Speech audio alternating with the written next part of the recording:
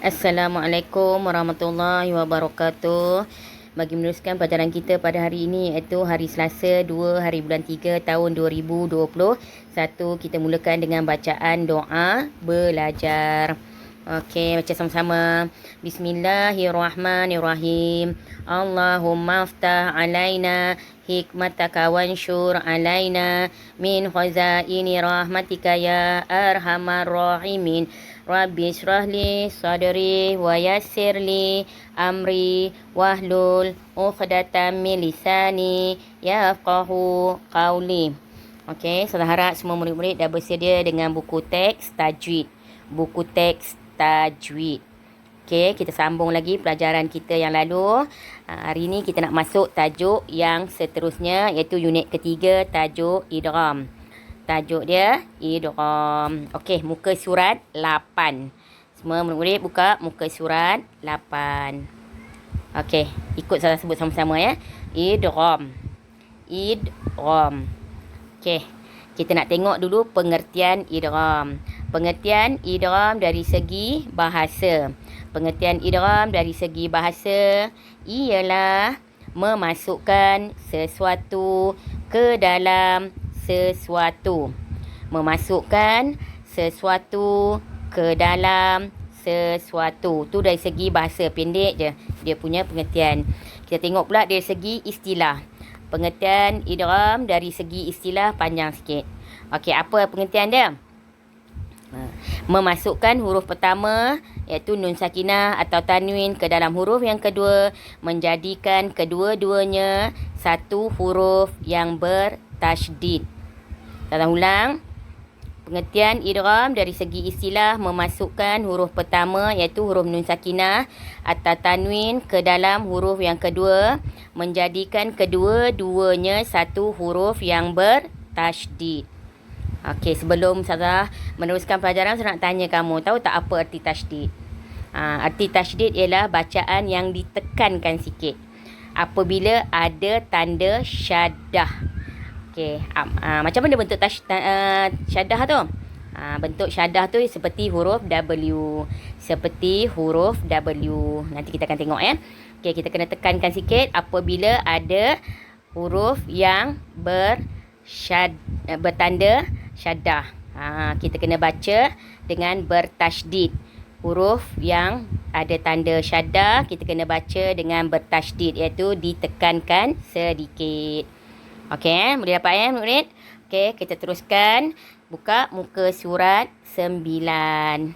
Okey, muka surat 9. Saya tak besarkan sikit ya. Okey, syarat-syarat idgham ni ada 3. Dia ada syarat dia. Macam mana kita nak tengok dia hukum idgham? Okey, kita tengok yang pertama. Syarat yang pertama untuk idgham iaitu dia mestilah terdiri daripada 2 kalimah. Untuk kalimah yang mengandungi hukum idgham, dia mesti 2 kalimah. Mesti 2 kalimah. Nanti kita tengok misal dia di bawah. Okey, seterusnya syarat yang kedua, nun sakinah atau tanwin berada di akhir kalimah yang pertama. Nun sakinah atau tanwin berada di akhir kalimah yang pertama. Okey, apa pula syarat dia yang ketiga? Syarat yang ketiga, huruf idgham pula pada awal kalimah yang kedua. Huruf idgham pula pada awal kalimah yang kedua. Okey, ada 3 syarat idgham. Kalau tak ada 3 syarat ni, maknanya dia bukan hukum idgham. Okey, sekarang saya nak terangkan pula macam mana yang dikatakan syarat-syarat ni. Tengok ya. Okey, kita tengok pada misal yang pertama untuk hukum nun sakinah. Untuk hukum nun sakinah. Okey, saya bacakan kalimah dia. Lan nu'mina. Saya ulang. Lan nu'mina. Okey. Syarat dia yang pertama tadi terdiri daripada 2 kalimah. Macam mana yang dikatakan 2 kalimah? Okey, cuba kamu tengok.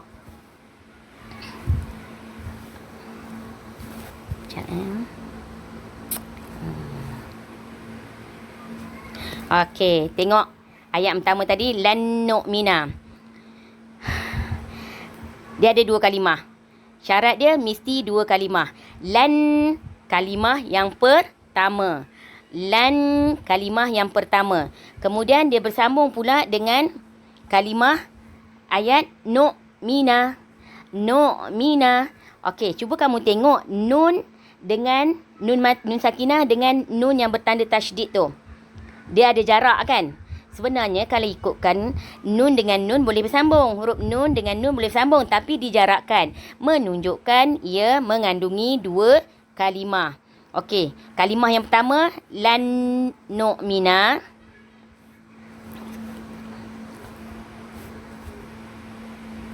Okey. Lan kalimah yang pertama.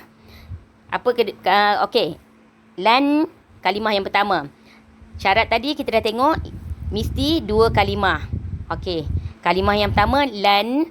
Tengok pula kalimah yang kedua. Okey. Kalimah yang kedua apa? Nu'mina. Nu'mina. Syarat yang pertama dah ada. Dia mesti dua kalimah. Dua kalimah. Lan dengan nu'mina, dia jarak. Jadi, merupakan kalimah. Merupakan dua kalimah. Okey. Syarat yang pertama dia dah ada dekat situ dah. Mesti dua kalimah. Okay, kita tengok syarat yang kedua. Apa dia? Syarat yang kedua.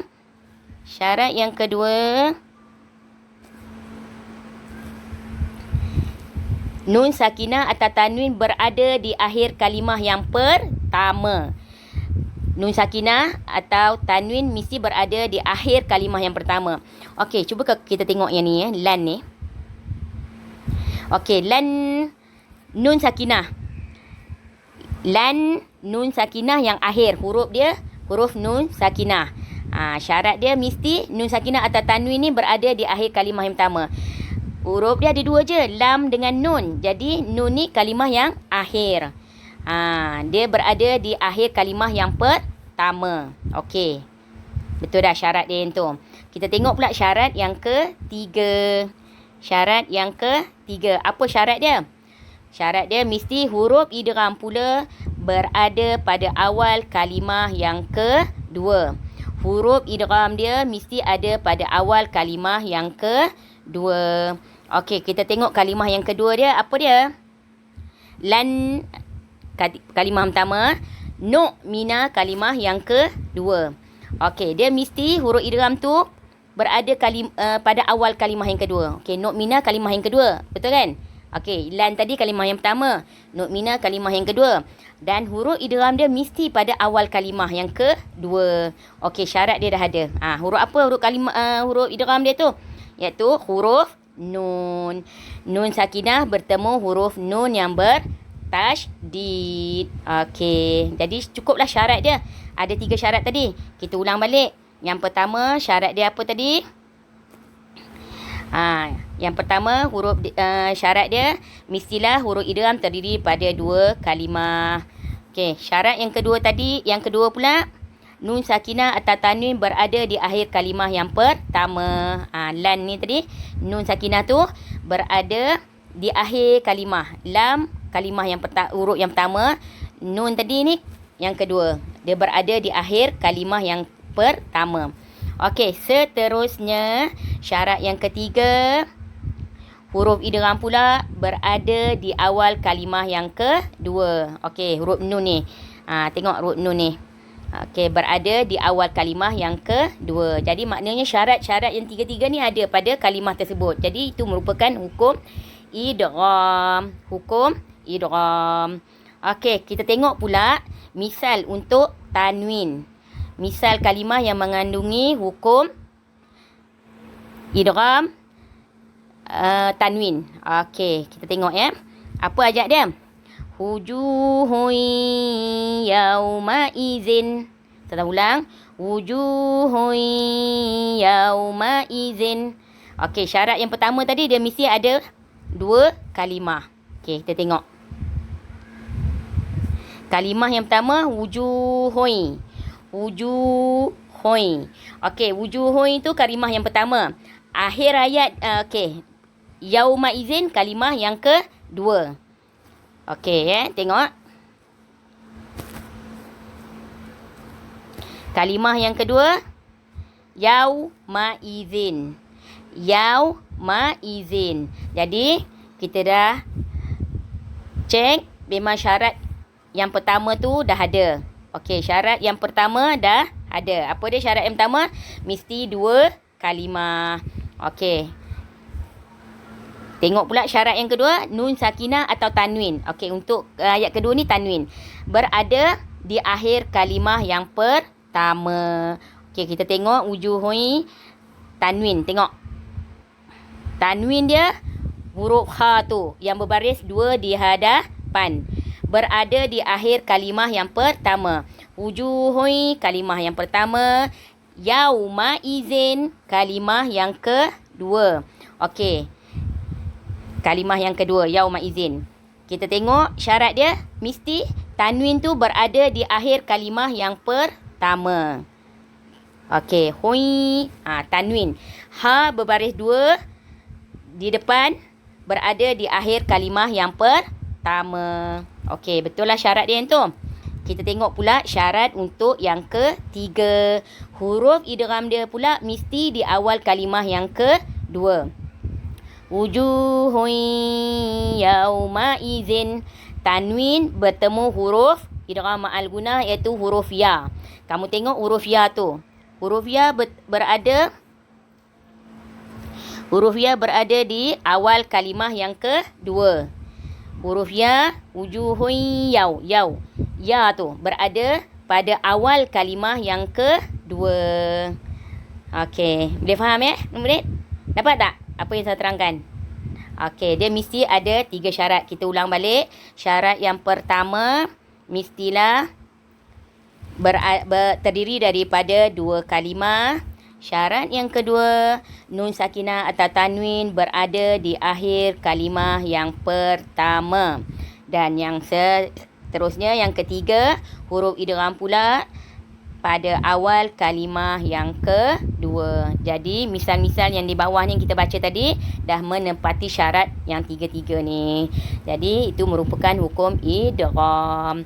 Okey, sekarang kita nak tengok pula huruf idgham. Huruf idgham. Ada berapa huruf idgham? Huruf idgham ada 6. Apa huruf-hurufnya? Yang pertama, ya. Kedua, waw. 3, mim. 4, nun. 5, lam. Dan yang keenam, ra. Ya, waw, mim, nun, lam, ra. Saya ulang. Apa huruf-huruf idgham? Ya, waw, mim, nun, lam, ra. Sekali lagi. Huruf idgham ada 6. Ya, waw, mim, nun, lam dan ra. Okey. Seterusnya kita pergi ke muka surat 10. Okey, kita nak tengok bahagian idgham. Tengok bahagian idgham. Okey. Idgham terbahagi kepada 2 bahagian. Idgham terbahagi kepada 2 bahagian. Apa bahagian yang pertama? Okey, nama hukum idgham bahagian yang pertama ialah idgham bi gunnah. Saya ulang, idgham bi gunnah. Boleh juga disebut dengan nama idgham ma'al gunnah. Idgham ma'al gunnah. Okey, bahagian yang kedua namanya idgham bila gunnah. Idgham bila gunnah. Okey, saya ulang.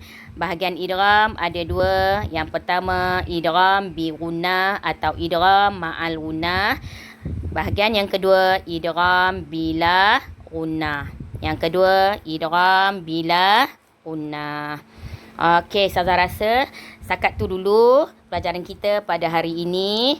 Kita berjumpa lagi di minggu yang akan datang. Sekian dulu. Assalamualaikum warahmatullahi wabarakatuh.